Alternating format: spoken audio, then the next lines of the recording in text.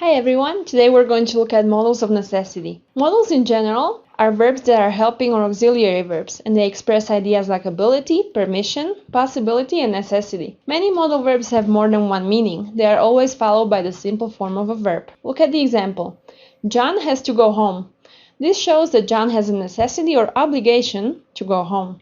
Here is my modal. Has to. Now, modals of necessity are must, have to, and have got to, and they show that something is not optional and it is necessary. Must is the strongest modal verb of the three and is most common in writing. It is unusual to use must in questions. Have got to is most common in informal speech. It is not used in questions. Have to is the most commonly used modal of obligation. It is useful for forming questions and negatives, that's why it is mostly used. Let's look at must closely. Use must to tell when something is necessary for present or future tenses. I must study hard. I must study next week. Use must not when something is prohibited, when there is no choice. Look at the example. We must not smoke here. It is prohibited. In spoken English, can't is often used instead of must not.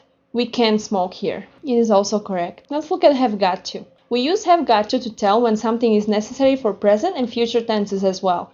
I have got to study tonight. Have got to is often contracted as I've got to, and it sounds like I've gotta. So you can hear that in spoken English. I've gotta do something. Use have to for all tenses. We have to start now. We had to do a lot of homework for past. And we will have to finish the project next week for the future. For have to, we have to use don't or doesn't have to when something is not necessary. We need the auxiliary do. But this has a meaning when there is a choice. Look at the example. We don't have to go to the party tonight. It is optional. Use have to for questions in all tenses. Do you have to ask your parents first? Will she have to travel again? Again, I can use have to for present, past simple, and also future. But be careful, the subject and verb must agree for he, she, and it. And the question form requires do, does, and did, as we mentioned for negative. She has to study tonight. Does she have to study tonight? So the modal verb here changes for the third person.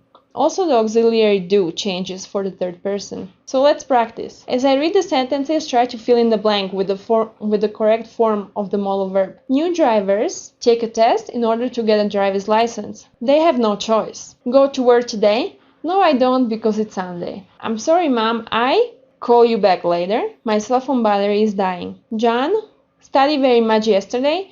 No, he didn't. Let's look at the answers. New drivers must take a test in order to get a driver's license. They have no choice. There is no choice, so I use the strongest of modals, which is must. Do you have to go to work today? No, I don't because it's a Sunday. Here I had an indicative in my answer. I used don't, so I know that I have to use have to. I'm sorry, Mom, I have got to call you back later.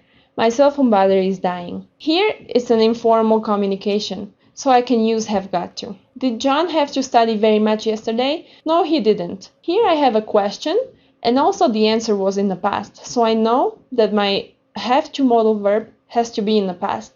Did John have to study very much yesterday? No, he didn't. Thank you.